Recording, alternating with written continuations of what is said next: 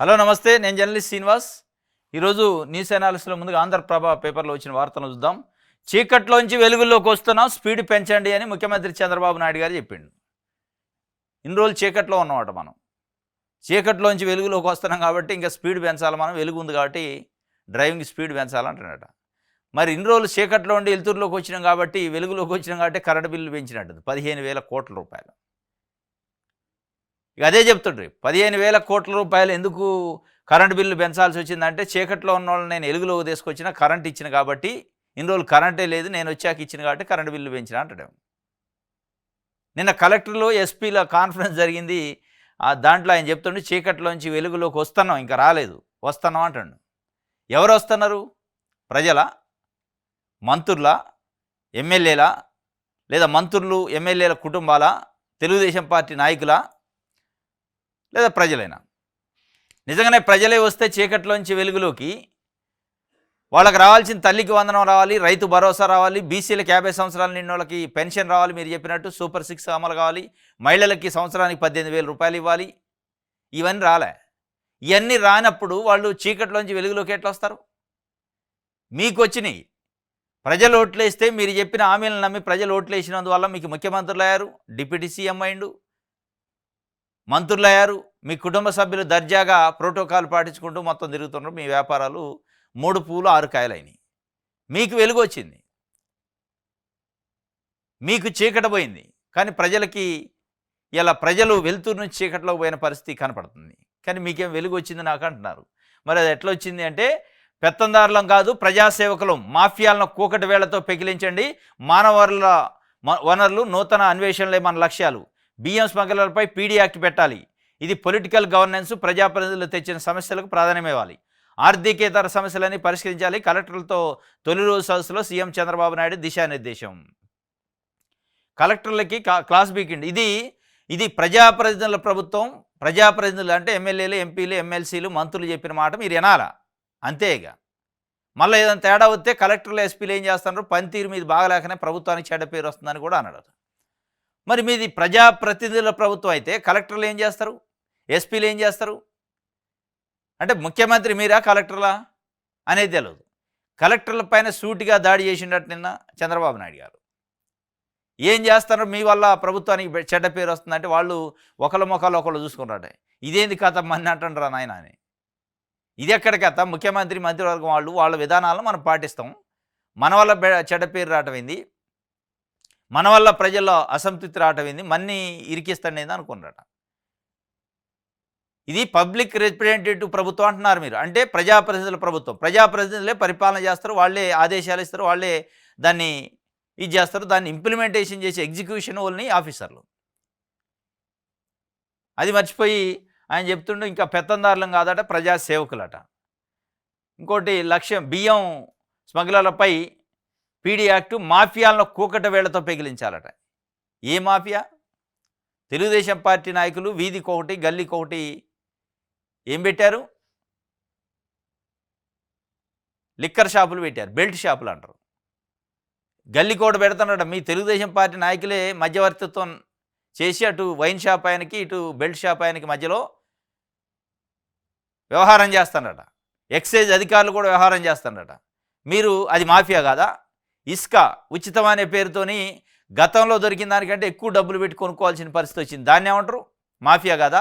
బూడిద లారీల కోసం మీ పార్టీకి సంబంధించిన ఒక సీనియర్ నాయకుడు జేసీ ప్రభాకర్ రెడ్డి మున్సిపల్ చైర్మన్, ఇప్పుడు మీ కూటమి పార్టీకి సంబంధించి BJP MLA, Jammalamadugu MLA Adinarayana Reddy ఇద్దరు కొట్టుకున్నారు. లిటరల్గా ప్రచ్ఛన్న యుద్ధం నడిచింది, బాంబులు పెట్టి పేలుస్తా అనుకున్నారు ఒకళ్ళకొకళ్ళ లారీల్ని.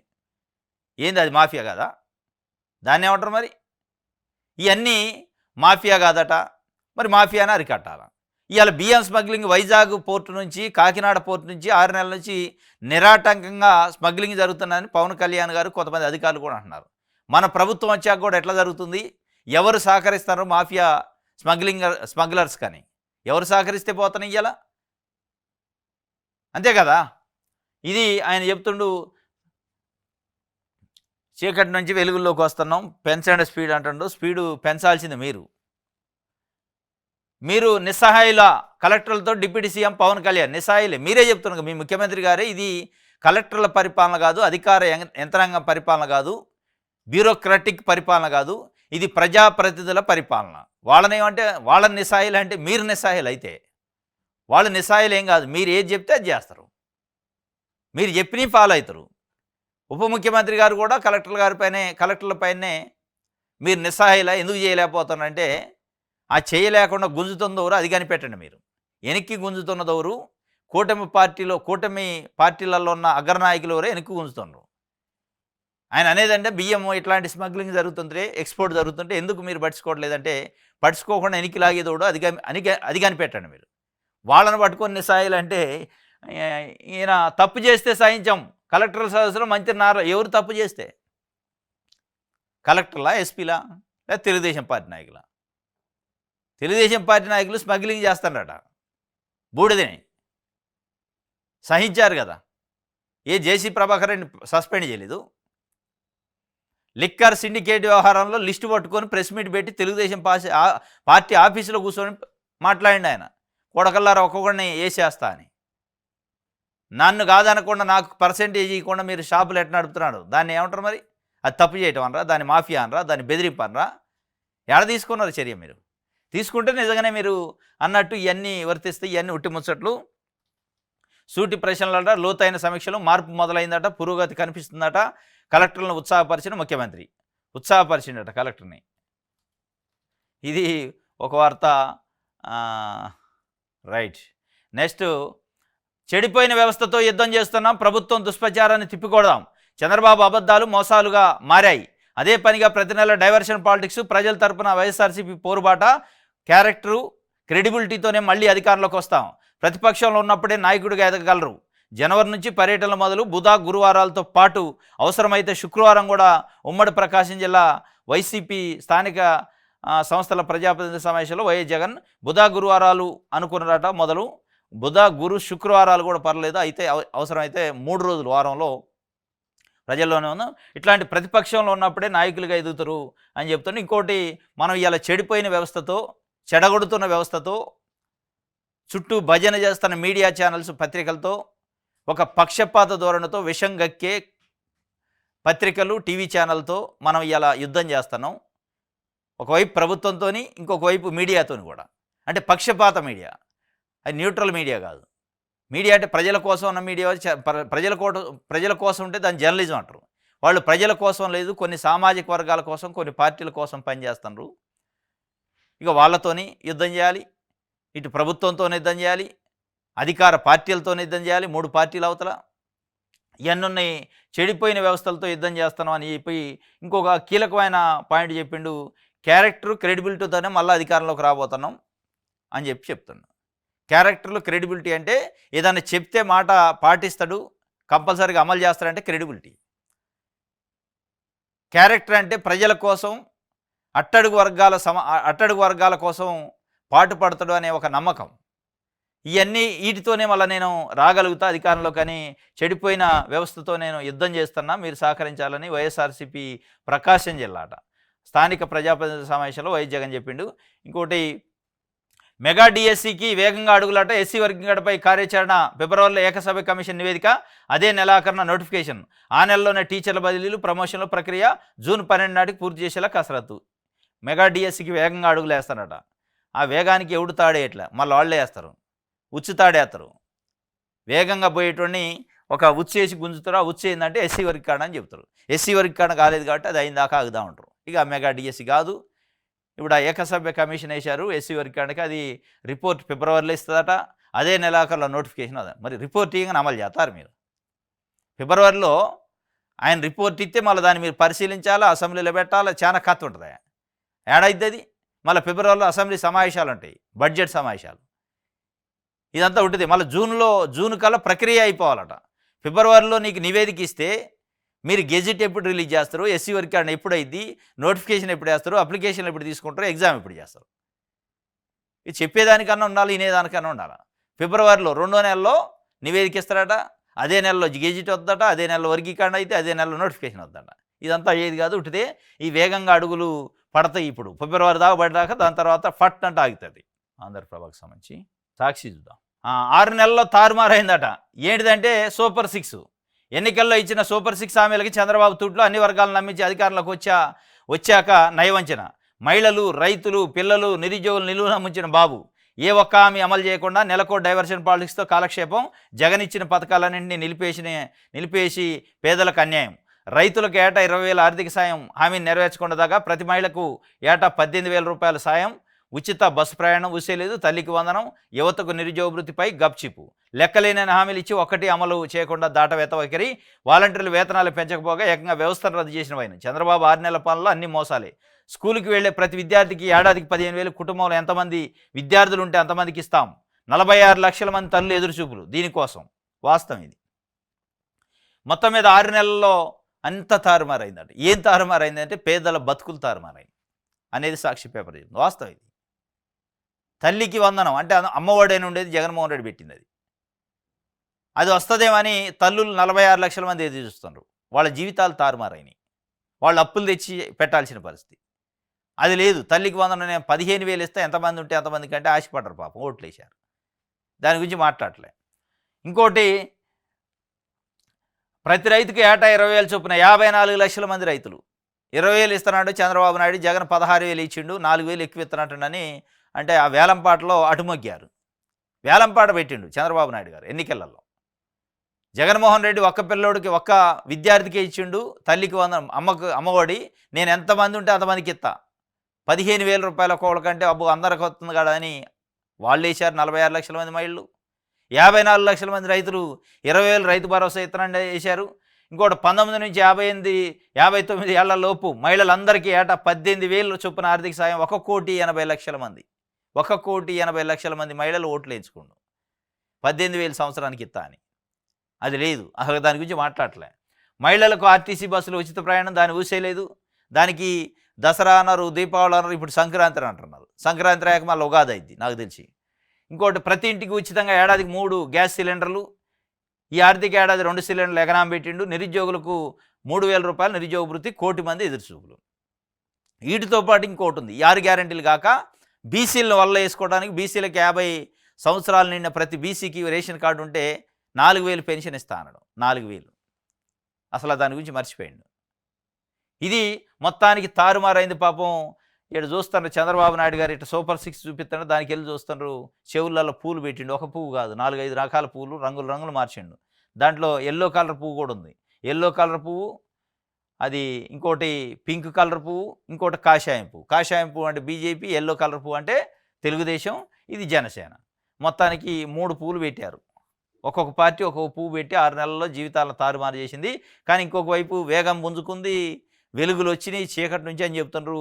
మీ జీవితాలకి మీ పదవులు వచ్చినాయి కాబట్టి మీకు వెలుగులు వచ్చినాయి, మీ కుటుంబాల్లో వెలుగులు ఉన్నాయి. కానీ దాదాపు 2 కోట్ల మంది ప్రజలు ఇవాళ చీకట్లో ఉన్నారు. మిమ్మల్ని నమ్ముకొని మీరు చెప్పిన మాటలు నమ్మి ఓట్లు వేశారు, మీరు బజార్న పడేశారు. ఇది ఒక వార్త. రైతు కంట కన్నీరు. రేపు వైఎస్ఆర్సీపీ ఆధ్వర్యంలో కలెక్టరేట్ల వద్ద అన్నదాతల ఆందోళన. 6 నెలలుగా ఆదుకునే దిక్కు లేదు, పైగా పైసా పెట్టుబడి సాయం లేదు. రవి కరువు సాయం ఊసే పట్టదు, 0 వడ్డీ రాయితీ జాడలేదు, పంటల బీమా పరిహారం దక్కలేదు, మద్దతు ధర కల్పనలో సర్కారు విఫలం. 75 కేజీల బస్తాగా 400 నుంచి 500 వరకు నష్టం. దళారుల చేతిలో రైతులు గుల్ల. అటకెక్కిన ఉచిత పంటల బీమా పథకం, మద్దతు ధరకు ధాన్యం కొనేవారు లేక ఆవేదన. గ్రామ స్థాయిలో తోడుగా నిలిచిన ఆర్బీకే వ్యవస్థ నిర్వీర్యం. గత 6 నెలల్లో 70 మంది రైతుల ఆత్మహత్యలు. రోడ్డెక్కిన అన్నదాతలకు అండగా వైఎస్ఆర్సీపీ పోరుబాట. రేపు రైతు కంట కన్నీరు. 6 నెలలు అయింది, ఎవరు పట్టించుకోవట్లేదట. ఆర్బీకేలు అనేది నిర్వీర్యం చేసిండు. పైసా పెట్టుబడి సాయం లేదు.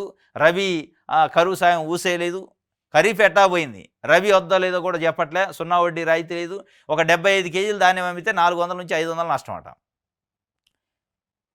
మాట్లాడితే రైతులు ధాన్యం కొనకపోతే నేను తాట తీస్తా, చర్యలు తీసుకుంటా, ఊరుకోనన్నాడు. ఏది మరి 400 నుంచి 500 ఒకవేళకు నష్టం అవుతుందట. దళారుల చేతులు రైతులు గొల్లయ్యారు. అటకెక్కిన ఉచిత పంటల బీమా. ఇది రైతు కంట పాపం కన్నీరు గార్చే పరిస్థితి ఉంది. దానికి సంబంధించి రేపు కలెక్టరేట్ల ముందు ఎక్కడెక్కడ వైఎస్ఆర్సీపీ ఆధ్వర్యంలో అన్నదాతల తరఫున ఆందోళనట. ఇది ఇప్పటికీ గత 6 నెలల్లో ఒక 70 మంది రైతులు ఆత్మహత్య చేసుకున్నారట. అనేక రకాలు అంటే రైతులను ప్రభుత్వం పట్టించుకోవడం వల్ల అనేక రకాల కారణాలతోనే చచ్చిపోయారట. చనిపోయిన పరిస్థితి. ఇది ఒక వార్త. అధికారుల వల్లనే అసంతృప్తి వచ్చింది, ప్రజా సమస్యలను నాణ్యతగా పరిష్కరించడం లేదట. జిల్లా కలెక్టర్ సదస్సులో ముఖ్యమంత్రి చంద్రబాబు నాయుడు నిందలు. కథం. అధికారుల వల్లనే ప్రజల్లో అసంతృప్తి వచ్చిందని ఒప్పుకున్నాడు చంద్రబాబు నాయుడు గారు. ప్రజల్లో మన ప్రభుత్వం పైన 6 నెలల్లోనే ఒక రకమైన నిరుత్సాహము, అసంతృప్తి వచ్చింది. దానికి కారణం మీరే అన్నట్టు అన్నాడు. అందరిని పిలిచి చెప్తున్నాడు, క్లాస్ బీగుతుండు. మరి కారణం వాళ్ళే అయితే మీరు ముఖ్యమంత్రి ఎందుకు, మీరు మంత్రులు ఎందుకు? మీరు రోజు జనంలో తిరుగుతుండ్రి. ఒకవైపు ఎవరు పవన్ కళ్యాణ్, ఇంకొక వైపు మీరు, ఇంకొక వైపు లోకేష్ బాబు. ఈ ముగ్గురు రోజు మీడియాలో టీవీలో కనపడుతుండ్రి. మరి మీరు కాదా కారణం? అసంతృప్తికి అధికారులే కారణం అంటే మరి అధికారులు కారణమయ్యారంటే దానికంటే వాళ్ళ పైన ఆదేశాలు ఇచ్చే ప్రభుత్వ యంత్రాంగంలో ముఖ్యమంత్రి కూడా కారణమవుతారు, మంత్రులు కూడా కారణమవుతారు. ఎందుకు గారు? మొత్తం ప్రభుత్వం పైన అసంతృప్తి ఉంది అనేది ఆయనకున్న ఇంటెలిజెన్స్ రిపోర్ట్స్. ప్రభుత్వం పైన అసంతృప్తి స్టార్ట్ అయింది అనేది చంద్రబాబు నాయుడు గారు ప్రత్యక్షంగా పరోక్షంగా ఒప్పుకున్నాడు. కానీ దానికి కారణం కలెక్టర్లు అంటాడు. మీరు కలెక్టర్లను నిందిస్తే కాదు, అది ప్రజలకు ఏం చేయాలనేది ఆలోచించాలి తప్ప నిందించి మళ్ళీ ఏం చెప్తుండు, ఇది ప్రజాప్రతినిధుల ప్రభుత్వం, ఎవరైతే ప్రజాప్రతినిధులు ఉంటారో వాళ్ళు చెప్పింది మీరు చేయాలంటాడు. మరి ప్రజాప్రతినిధుల ప్రభుత్వం అయితే ప్రజాప్రతినిధుల వల్ల అసంతృప్తి ఉండాలి ఉంటే ప్రజలకి, కలెక్టర్ల వల్ల ఎందుకు ఉంటుంది? ఇది ఆయన చెప్తుండు. తన వైఫల్యాలను అధికారులపై నెడుతున్న వైనం వీస్తుపోయిన ఐఏఎస్, ఐపీఎస్, ఐఎఫ్ఎస్ అధికారులు రెడ్ బుక్ పాలన సాగిస్తూ వారి చెడ్డ పేరు తెచ్చుకుంటే తామేం చేస్తామని ఆవేదన వ్యక్తం చేశారట. అక్రమ కేసులతో శాంతి భద్రతలకు విఘాతం కలిగిస్తున్నది ఎవరు? ఇష్టానుసారం బదిలీలు, కక్ష సాధింపులతో సుపరిపాలన ఎలా సాధ్యం? సూపర్ 6 సహా ఇతర హామీలు నెరవేర్చలేక వారు తప్పులు చేస్తూ తమపై నిందలేయడం దారుణమైన ఆగ్రహం. 69% నుంచి 35%కి సంతృప్తి స్థాయి పడిపోయిందట. సాటిస్ఫాక్టరీ లెవెల్ 69% నుంచి 35%కి పడిపోయింది. అది 35 నుంచి 15 కూడా పడిపోయింది. ఎందుకంటే మీరు ఇచ్చిన హామీలు అట్టున్నాయి, మీరు చేసే పనులు అట్టున్నాయి. రాష్ట్రంలో సమస్యల పరిష్కారం కావట్లేదని ప్రధాని కూడా చెప్పారట. అధికార పార్టీ ఎంపీలు, ఎమ్మెల్యేలు, నేతలు చెప్పినట్టు పనిచేయాలట. రాజకీయ పాలన అంటే ఇదేనని, ఇలాగైతేనే ప్రజలు ఆనందిస్తారని సీఎం అదే దానివల్లనే రాజకీయ పాలన అంటే అధికార పార్టీ ఎంపీలు, ఎమ్మెల్యేలు చెప్పినట్టు వినాలంటే ఇంటే ఇట్లే ఉంటుంది. మరి 6 నెలల్లో కాదు, 3 నెలల్లో కూడా వ్యతిరేకత వద్దు వాళ్ళు చెప్పింది ఇంటే. వాళ్ళు ఒక్కొక్కడు ప్రెస్ మీట్ పెట్టి నాకు కమిషన్లు ఇవ్వాలని డైరెక్ట్గా చెప్తుంటే వాళ్ళు చెప్పింది ఇంటే ఈ ఆడ అసంతృప్తి రాదు. ప్రధానమంత్రి కూడా చెప్పిండట పనులు కావట్లేదు ఏపీలో అని చంద్రబాబు నాయుడు గారికి. నాకు ప్రధానమంత్రి గారు కూడా చెప్పిండు పనులు కావట్లేదట ఏపీలో, మీరే దానికి కారణం అని కలెక్టర్లు నిందించిండు. వాళ్ళు ఒకళ్ళ మొక్కలు ఒకళ్ళు చూసుకున్నాడు. ఇది కలెక్టర్లు పోటీ పడి పనిచేయాలని చెప్తుండు. మాఫియా రాజ్యంలో స్కాములు పాలనలో ప్రజా సమస్యలకు చోటేదంటూ నివేరిపోయిన అధికారులట. ఇది అధికారుల వలన అసంతృప్తి అనేది ఒక వార్త రాశారు. ఇంకోటి ప్రజాగ్రహం వల్లే డైవర్షన్ పాలిటిక్స్. చంద్రబాబుపై వైఎస్ఆర్సీపీ అధ్యక్షుడు వైఎస్ జగన్ మండిపాటు. చంద్రబాబు అబద్ధాలు మోసాలుగా మారాయి, అవి ప్రజల్లో కోపంగా మారుతున్నాయి. మా పథకాలు ఎందుకు ఇవ్వట్లేదని ప్రజలు నిలదీస్తున్నారు. ప్రజలకు సమాధానం చెప్పలేక ప్రతి నెల ఏదో ఒక అంశంపై గోబెల్స్ ప్రచారం, అదే పనిగా ప్రతి నెల డైవర్షన్ పాలిటిక్స్ చేస్తున్నారు. ఇందులో భాగంగానే తాజాగా కాకినాడ పోర్టు వద్ద హంగామా. అధికారంలో ఉన్నది మీరా మేమా? ఆర్థిక మంత్రి వియ్యంకుడు రైస్ ఎక్స్పోర్టర్ ఆయన సరుకు ఎందుకు తనిఖీ చేయలేదు? విద్య, వైద్యం, వ్యవసాయ రంగాలను నిర్వీర్యం, శాఖల మీద శాఖలు ఇస్తూ విద్యుత్ ఛార్జీల పెంపు. ఇలాంటి సమయంలో ప్రజల తరపున మనం నిలదీద్దామని చెప్పి అంటాడు.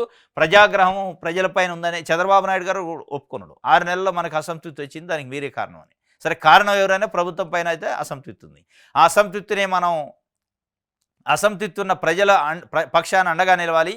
ఈ ప్రజాగ్రహం వల్లనే డైవర్షన్ పాలిటిక్స్ ఒక నెలలో కల్తీనేయని, ఇంకో నెలలో బియ్యం అని, ఇంకో నెలలో ఇసుక అని, ఇంకో నెలలో ఇంకోటని ఇట్లా చెప్తున్నాడు. రకరకాలు చెప్తున్నాడు. డైవర్షన్ అయితే చేస్తాను కానీ డైవర్ట్ కావట్లా ప్రజలు. పాపం ప్రజలు ఎందుకు డైవర్ట్ అవుతారు? వాళ్ళకి ఇచ్చిన స్కీములు ఏందిరా నాయన అని మా స్కీములు వేయని అడుగుతున్నారు. ఏదో ఒక రకంగా డైవర్షన్ చేయడానికి చూస్తాను కానీ అది కావట్లే. అమరావతిలో అడ్డగోలు దోపిడీకి మళ్ళీ స్కెచ్. 2018-19 నుంచి పెద్దగా పెరగని నిర్మాణ సామగ్రి ధరలు, అయినా భవన నిర్మాణాల వ్యయం 55% పెంపు, రోడ్లకు మరో 25% అధికం. ఇది అమరావతిలో అడ్డగోలు దోపిడీకి మళ్ళీ స్కెచ్ చేశారట. ఏంటంటే 45% ధరలు పెరిగినాయి కాబట్టి మళ్ళీ టెండర్లు, మళ్ళీ ఎస్టిమేషన్లు చేంజ్ చేసి ఇక రోడ్లు వేయటం, భవనాలు కట్టడానికి డబ్బులు ఎక్కువ ఇచ్చే కథ ఉందట. ఇది 20,292 కోట్ల పనులకు అనుమతి ఇచ్చారట. ఉద్దేశపూర్వకంగానే రివర్స్ టెండర్లతో దోపిడీకి బరి తెగించారు. మొత్తానికి 50% పెంచారట వ్యయం. ఇది అమరావతిలో అడ్డగోలు దోపిడీకి సంబంధించి మళ్ళీ స్కెచ్ అంటే అర్థం అదే. ఇప్పుడు ఏదైతే గవర్నమెంట్ బిల్డింగ్లు, రోడ్లు వేసే ఉంటాయి కదా, గతంలో ఇచ్చిన ధరల కంటే 55% ధరలు పెంచి ఇస్తానట. ఇది అడ్డగోలు దోపిడీ అయింది, వాస్తవం కూడా దోపిడీ అయింది. ఇది రివర్స్ టెండరింగ్ ఉంటే బాగుండేది. ఆ టెండరింగే లేకుండా దాన్ని రద్దే చేశారు. దానివల్ల లాభం ఉంటుందని ప్రజలకి. ఇకపై మరింత మందిని కోల్పోనేమో. హెల్మెట్ ధరించక 4 నెలల్లో 667 మంది చనిపోవడం చిన్న విషయం కాదు. పోలీసులు అలసత్వం వల్లే ఈ దుస్థితి. 667 మంది చచ్చిపోయారట విజయవాడలో 4 నెలల్లో హెల్మెట్ లేకపోవడం వల్ల. ఎందుకు పోలీసులు పట్టించుకోవట్లేదు? హైదరాబాద్ లాంటి నగరంలో పోలీసు వ్యవస్థ అంటే భయం ఉంది. హెల్మెట్ ధరించకపోతే భయం ఉంది. రాంగ్ సిగ్నల్లో పోతే భయం ఉంది. వయలేషన్ చేస్తే భయం ఉంది. ఇక్కడ ఎందుకు లేదు? మీరు ఏదో మామూలుగా చలాన్లు వేసి 100, 200 వదిలేస్తున్నారు. కానీ కేసులు పెట్టి బలంగా వాళ్ళని భయపెట్టాలి ప్రజల్ని. హెల్మెట్ పెట్టుకోకపోవడం వల్ల కేవలం 4 నెలల్లో 667 మంది చచ్చిపోయారు. ఇది చిన్న విషయం కాదు. ఇకపై మేము దాన్ని ఎంటర్టైన్ చేయమని కూడా హైకోర్టు నిన్న సీరియస్ వార్నింగ్ ఇచ్చింది పోలీసులకి. రియల్ హీరో సుబ్బయ్యకి సెల్యూట్. వైఎస్ఆర్సీపీ అధ్యక్షుడు వై జగన్ చెప్పిండు. తన తోటి జవాన్లు 30 మంది ప్రాణాలు కాపాడి ల్యాండ్ మైన్ బారిన పడి ప్రాణాలు కోల్పోయిన జవాన్ వరికొంట్ల సుబ్బయ్య రియల్ హీరో అంటూ వైఎస్ఆర్సీపీ అధ్యక్షుడు మాజీ సీఎం వైఎస్ జగన్ కొనియాడారు. బుధవారం సుబ్బయ్యకి నివాళులర్పిస్తూ వైఎస్ జగన్ సామాజిక మాధ్యమం ఎక్స్లో పోస్ట్ చేశారు. రియల్ హీరో సుబ్బయ్యకి సెల్యూట్. జమ్మూలో విధి నిర్వహణలో ఉన్న ప్రకాశం జిల్లా రావిపాడుకు చెందిన army jawan Varikuntla Subbaiah land mine ఉచ్చు నుంచి తన తోటి జవాన్లు 30 మందిని కాపాడి తాను మాత్రం దాని బారిన పడి ప్రాణాలు కోల్పోయడం బాధాకరం అని చెప్పి నిన్న వాస్తవంగా జమ్మూ కాశ్మీర్లో ప్రకాశం జిల్లా రావిపాడుకి చెందిన జవాను ల్యాండ్ మైన్ ఉంది అని తెలుసు, అది పేలిద్దని తెలుసు, చనిపోతా అని తెలుసు. కానీ ఆయనకు సంబంధించిన తోటి ఒక 30 మంది జవాన్లు కాపాడాలని ఒక ప్రయత్నం చేసి చనిపోయింది ఆయన వాస్తవంగా రియల్గా హ్యాట్సప్. రాష్ట్రం హ్యాట్సప్ చెప్పాలి. దేశం హ్యాట్సప్ చెప్పాలి. 30 మంది జవాన్లు కాపాడండి. దానికి సంబంధించి వైఎస్ జగన్మోహన్ రెడ్డి నిన్న ఆయన సంతాపం తెలుపుతూ ఆయనకి సెల్యూట్ చేయొచ్చు అని చెప్పిండు. వాస్తవం కూడా. సేవకుల్లో పనిచేయండి, మాది పొలిటికల్ గవర్నెన్స్, 15% వృద్ధి రేటు లక్ష్యం, జిల్లాల సమగ్ర అభివృద్ధికి చొరవ చూపాలి. కలెక్టర్ సదస్సులో చంద్రబాబు దిశానిర్దేశం. మాది పొలిటికల్ గవర్నెన్స్ అంటుండు. అందుకే వార్నింగ్లు ఇస్తాను. మాకు వైన్ షాపులు వాటా అయ్యకపోతే అంతు చూస్తా అని. పెరిగిన విద్యుత్ బిల్లులు దహనం చేయండి. ప్రజలకు వి శ్రీనివాసరావు పిలుపు. స్వర్ణాంధ్రకు బదులు ఆదాని ఆంధ్ర నిర్మిస్తున్నారా అని చంద్రబాబు నాయుడు గారిని సిపిఎం రాష్ట్ర కార్యదర్శి వి శ్రీనివాసరావు సూటిగా అడిగిన. స్వర్ణాంధ్రనా ఆదాని ఆంధ్రనా?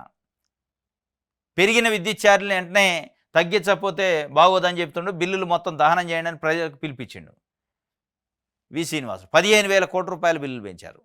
దాన్ని దహనం చేయండి, ఏదైతే అదే అయిద్దని చెప్తుండు. వాస్తవం కూడా ఇది ఆదాని ఆంధ్రప్రదేశా లేదా స్వర్ణ ఆంధ్రప్రదేశా? ఎవరికి స్వర్ణం ఎవరికి ఆదాని అంటే ప్రజలకేమో ఆదాని ఆంధ్రప్రదేశ్, రాజకీయ నాయకులకేమో స్వర్ణ ఆంధ్రప్రదేశ్. ఇది పెరిగిన విద్యుత్ ఛార్జీల పైన సిపిఎం పార్టీ స్టాండు చెప్పారు. నెక్స్ట్ దిశ పేపర్ చూద్దాం. మోహన్ బాబుకు హైకోర్టులో ఊరట వచ్చిందట. 24న పోలీసుల ముందు హాజరు కావాలని ఆదేశాలు. ప్రతి 2 గంటలకు ఒకసారి మోహన్ బాబు ఇంటిని పర్యవేక్షించాలన్న హైకోర్టు. జర్నలిస్టుపై దాడి కేసులో క్రిమినల్ కేసు నమోదు చేశారు మోహన్ బాబు పైన. మామూలు కొట్లే, ఒక రౌడీ కొట్టినట్టు కొట్టిండు. పట్ట బాధిండు. పోతే పోయి హాస్పిటల్లో అడ్మిట్ అయ్యిండు. నాకు ఆరోగ్యం బాగాలేదని. ఒకవైపు క్రిమినల్ కేసు బుక్ అయింది, అరెస్ట్ చేస్తారని భయానికే నిజంగా ఆరోగ్యం బాగాలేదు. కానీ అందులో పోయి కాంటినెంటల్ హాస్పిటల్లో ఉండి ఇప్పుడు దానిపైన హైకోర్టుకు పోయిండు. నా పైన ఉన్న కేసు పైన కాస్త చూడండి, క్వాచ్ చేయండి అంటే ఊరట ఇచ్చింది. అరెస్ట్ చేయదు ఇప్పట్లో, కాకపోతే విచారణ చేసుకోవచ్చు, విచారణ సహకరించాలని చెప్పింది. 24న పోలీసుల ముందు హాజరు కావాలని ఆదేశాలు ఇచ్చింది. హాజరైతే అరెస్ట్ చేయరు, ఇన్వెస్టిగేషన్ చేస్తారు. ఇది మొత్తానికి మంచు ఫ్యామిలీలో వివాదాన్ని మీడియా పండగ చేసుకుంది. అన్ని ఛానళ్ళు, అన్ని టీవీ పత్రికలు, అన్ని ఛానళ్ళు దాన్ని ఒక స్టఫ్ కింద వాడుకున్నాయి. అది ఒక ఫ్యామిలీ మ్యాటరు. ఇది మొత్తానికి ఆయన అయితే హాస్పిటల్లో అడ్మిట్ అయిన పరిస్థితి. 2 కొడుకులు డిష్ అంటున్నారు. మనోజ్, విష్ణు. ఈయన పోయి హాస్పిటల్లో ఉండు. ఎంత చిల్లరగా రోడ్డున పడ్డారంటే అంత చిల్లరగా పడ్డారు. పడి మళ్ళీ మీడియా పైన దాడి. ఇప్పుడు ఒక సెలబ్రిటీ, సినిమా స్టార్స్ వాళ్ళు మొత్తం ఫ్యామిలీ సినిమాలో ఉన్నారు. మంచు విష్ణు ఉండు, మనోజ్ ఉండు, మోహన్ బాబు ఉండు. వాళ్ళ ఇంట్లో ఏది జరిగినా మీడియా కవరేజ్ చేస్తుంది. శుభకార్యం కావచ్చు, ఇంకోటి కావచ్చు. అది మంచి అయినా చెడు అయినా రెండింటిని కవర్ చేస్తారు. మంచి వచ్చినప్పుడు కవర్ చేయాలి, మిమ్మల్ని పబ్లిసిటీ చేయాలి. ఏదైనా మీరు చెడు చేస్తే, మీరు బజారున పడితే దాన్ని చేస్తే మీడియా ఛానల్ని కొడతాం, లోగోలు పెట్టి కొడతాం అంటే ఎట్లా ఉంటుంది? కరెక్ట్? అది మీకు మంచి జరిగినప్పుడు కూడా మీ ఇళ్లలో శుభకార్యాలు, పెళ్ళిళ్ళు, మంచో చెడు అవార్డులు వస్తేనో మిమ్మల్ని పబ్లిసిటీ చేస్తే మీడియా శబాష్, నెంబర్ 1.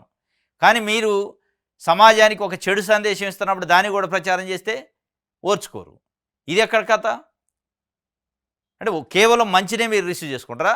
మీ గురించి మంచి చెప్తేనే మీడియా, మీడియా మంచిది, లేదంటే చెడుకు చెబితే మంచిది కాదు.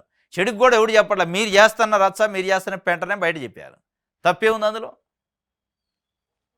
దానికి ఆయన అంతా అసలు మర్చిపోయాడు, మొత్తం సహనం కోల్పోయి పళ్ళ కొడతాడు. జనం మెచ్చేలా, జనం నచ్చేలా పాలన. జనం నచ్చట్లేదు అంటారు మీరే.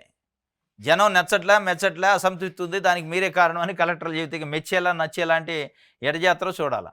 అమరావతి రాజధాని మాస్టర్ ప్లాన్కి అనుగుణంగా అభివృద్ధి పనులు, హైకోర్టు త్రిసభ్య బెంచ్ తీర్పును అమలు చేస్తాం, రైతులకు ఇచ్చిన చట్టబద్ధ హామీలు నెరవేరుస్తాం అని చెప్పి ఒక సిఎస్ అఫిడవిట్లో కోర్టుకి ఇచ్చారు. రజనీకి బిగిస్తున్న ఉచ్చు, మాజీ మంత్రిపై ఏసీబీ విచారణ, ప్రభుత్వానికి విజిలెన్స్ సిఫార్సు, 2 కోట్ల ముడుపులు తీసుకున్నట్టు నిర్ధారణ, ఆమె చెబితేనే క్రషర్పై దాడులు అని జాషువా చెప్పిండట. వైసీపీ నాయకురాలు మాజీ మంత్రి విడుదల రజనీకి ఉచ్చు బిగిస్తుంది. పల్నాడు జిల్లా ఎడ్లపాడుకు చెందిన శ్రీ లక్ష్మీ బాలాజీ స్టోన్ క్రషర్ యజమానిని బెదిరించి 2.20 కోట్లు అక్రమంగా వసూలు చేసిన వ్యవహారంలో ఆమెపై ఏసీబీ విచారణ జరిపించాలని విజిలెన్స్ అండ్ ఎన్ఫోర్స్మెంట్ విభాగం ప్రభుత్వానికి సిఫార్సు చేసింది. బాధితుని వద్ద నుంచి రజనీ 2 కోట్లు, గుంటూరు విజిలెన్స్ మాజీ ఏఎస్పీ పి జాషువా 10 లక్షలు, రజనీ పిఏ 10 లక్షలు బెదిరించి తీసుకున్నట్టు విజిలెన్స్ నిర్ధారించింది. రజనీ మంత్రిగా ఉన్నప్పుడు చిలకలూరుపేట నియోజకవర్గంలో వారు బెదిరింపులకు పాల్పడ్డారు. పలువురు వ్యాపారులను నేరుగా బెదిరించి డబ్బులు వసూలు చేసినట్టు ఆరోపణలు ఉన్నాయి. ఎడ్లపాడులోని Sri Lakshmi Balaji stone crusher partner Namburu శ్రీనివాసరావును 5 కోట్ల ముడుపులు ముట్ట చెప్పాలని బెదిరించారు. మొదట బాధితులను కార్యాలయానికి పిలిపించిన రజనీ ఇప్పుడు ఇందులో కంప్లైంట్ చేయలేదు కానీ విజిలెన్స్ అండ్ ఎన్ఫోర్స్మెంట్ ఇచ్చిందట నివేదిక, దాని ప్రకారం అరెస్టు. దీని వెనక ఏంటంటే ఐపీఎస్ ఆఫీసర్ జాషువాని విడుదల రజనీని ఇరికియాలంటే ఏదో ఒకటి కావాలి, విజిలెన్స్ రిపోర్ట్ తెప్పించుకున్నారు, లోపటేసే కార్యక్రమం అయితే చేస్తాడట, ఉచ్చు బిగిస్తుందట. ఈనాడు చూద్దాం. సానా సతీష్పై సిబిఐ ఈడీ కేసులు ఉన్నాయట. 269 కోట్ల ఆస్తిపరుడైన కారు లేని మస్తాన్ రావు, కృష్ణయ్య స్థిరాస్తులు 6 కోట్లు అఫిడవిట్లలో వెల్లడించిన రాజ్యసభ అభ్యర్థులు. ఈయన పైన ఈడీ సిబిఐ కేసులు ఉన్నాయట. సానా సతీష్ ఆయనకు రాజ్యసభ ఇచ్చిండు, డబ్బులు ఎక్కువ ఉన్నాయి కాబట్టి ఇచ్చిండు. కథ ఈడీ ఉంటే ఏది ఉంటుంది. మళ్ళీ ఒకవైపు మనం కడిగిన ముత్యం లెక్క ఉండాలంటారు. విషయాలందరూ నిరసన హోరు పార్లమెంటులో వాయిదాల పర్వం, అధికార విపక్షాల వాగ్వాదంతో లోక్సభలో రభసైందట. ధన్ఖర్ తొలగింపు నోటీసులతో దద్దరిల్లిన రాజ్యసభ. ఆ లోక్సభ నడిచేది లేదు, రాజ్యసభ నడిచేది లేదు. ఇప్పటికీ 100 కోట్లు నష్టం అయి ఉంటుంది ఖర్చు, వీళ్ళకి టీలకి, కాఫీలకి, భోజనాలకి, వీళ్ళ జీతాలు అన్నీ ఉట్టిది, ఏం లేదు. ప్రజల గురించి ఎవడు మాట్లాడతాడు? రోజు గోళ్ళు, ప్లకార్డులు, ఇది తప్ప అది ప్రభుత్వానికి కానీ ఇటు ప్రతిపక్షానికి కానీ ప్రజల గురించి మాట్లాడాలని ధ్యాస ఉన్నట్టు కనిపించలే. విద్యుత్ ఒప్పందాలపై వాదనలు ప్రారంభమైనట. హైకోర్టులో పిల్లి దాఖలు చేసిన సిపిఐ రాష్ట్ర కార్యదర్శి రామకృష్ణ పయ్యవుల గతంలో చేశారు. వీళ్ళు తదుపరి విచారణ సంక్రాంతి సెలవుల తర్వాత ఉంటుంది అని చెప్పి దాంట్లో విద్యుత్ ఒప్పందాలు రద్దు చేస్తారా, అసలు ఉంచుతున్నా అని కూడా హైకోర్టులో వేసే పరిస్థితి లేదు ఇవాళ ప్రభుత్వం. హైకోర్టులో చెప్పలేని పరిస్థితి. అక్రమం అంటున్నారు కదా, ఉంచుతారా రద్దు చేస్తారా? అది అక్రమము, కరెక్ట్ లేవు, ఒప్పందాలు తప్పు అని పయ్యవుల కేసులో ఇప్పుడు ఆర్థిక మంత్రిగా ఉన్న ఆయన అప్పట్లో కేసు వేసిండు, ప్రతిపక్షంలో ఉండు. సిపిఐ రాష్ట్ర కార్యదర్శి రామకృష్ణ వేసిండు. వీళ్ళిద్దరూ పిల్లు వేశారు, పబ్లిక్ ఇంట్రెస్ట్ లిటిగేషన్. ఏమనేశారు? సెకీతోని విద్యుత్ ఒప్పందాలు అక్రమం, దానివల్ల ఈ రాష్ట్రానికి నష్టం జరిగిద్ది అని వేశారు. అయ్యాలి జగన్మోహన్ రెడ్డి ప్రభుత్వం ఉన్నప్పుడు వేశారు. జగన్మోహన్ రెడ్డి ప్రభుత్వం ఒప్పందం చేసుకున్న కాబట్టి వాళ్ళు యాజ్ యూజువల్గా ఏం చెప్తారు? నష్టం లేదు, కరెక్ట్ అయ్యి ఒప్పందాలు అని చెప్తారు. ఇవాళ తెలుగుదేశం పార్టీ అధికారంలో ఉంది, ఏషియన్ నాయకుడు తెలుగుదేశం పార్టీ ఆర్థిక మంత్రి. ఇవాళ మరి డైరెక్ట్గా చెప్పొచ్చు కదా, రద్దు చేస్తాను, కథం అయిపోయా. అఫిడవిట్ వేయచ్చు కదా, సెకీతోని కుదిరించుకున్న ఒప్పందాలు రద్దు చేస్తాను, అయిపోయా, కేసు క్లోజ్ అయింది. కేశవులు గారికి కావాల్సింది పయ్యోలు కేశవులకి రద్దు కావాలా, పిల్లేసిండు. ఆర్థిక భారం పడింది రాష్ట్రం పైనని. ఆర్థిక భారం పడకుండా మేము చేస్తాం, రద్దు చేస్తామని ఒక అఫిడవిట్ అయితే క్లోజ్ అయిపోయా కేసు. ఎందుకు మీమాంస? ఎందుకు దీని వెనక ముందు ఆడుతున్నారు అంటే ఇది కరెక్టే అయ్యి ఉంటుంది. అయ్యాల ప్రతిపక్షంలో ఉన్న కాబట్టి కేసు వేసిండు. ఇవాళ అతి తక్కువ ధరకు విద్యుత్ కొంటున్నాం, సెకీ ఒప్పందం వల్ల వస్తుంది కాబట్టి, ఇది నష్టం లేదు కాబట్టి వాళ్ళకి తెలుసు ఇంటర్నల్గా. కోర్టుకి ఇచ్చే పరిస్థితి లేదు. కోర్టుకి ఇవ్వాలంటే డ్యూటీకి ఇవ్వడానికి లేదు కదా. కోర్టుకి ఇచ్చేటప్పుడు ఆధారాలు ఇవ్వాలి. పుట్టిన మీడియాలో రాసినప్పుడు ప్రెస్ మీట్లో చెప్పినట్టు ఉండదు. ఏ విధంగా 2 లక్షల కోట్ల రూపాయల నష్టమో చెప్పండి అంటది. చెప్పలేరు. 2 లక్షల కోట్ల రూపాయల నష్టం కాదు, 1,10,000 కోట్ల రూపాయల లాభం అవుతుంది దీనివల్ల అని చెప్పాల్సి వస్తుంది. చెప్తే ఇక రద్దు ఎక్కడిది? మీరు వేసిన కేసు తప్పు, మీరు చెప్తున్న ఆరోపణలు తప్పు, మీరు చేస్తున్న ప్రచారం తప్పు అయితే ఇక ఇప్పుడు అడ్డకత్తెరలో పావు చెక్క అయిండు చంద్రబాబు నాయుడు గారు. ఇది ఒక వార్త. ఇది ఈరోజు న్యూస్ అనాలిసిస్ల వార్తల విశ్లేషణ. రేపు తాజా వార్తలతోని తిరిగి కలుసుకుందాం. Thank you.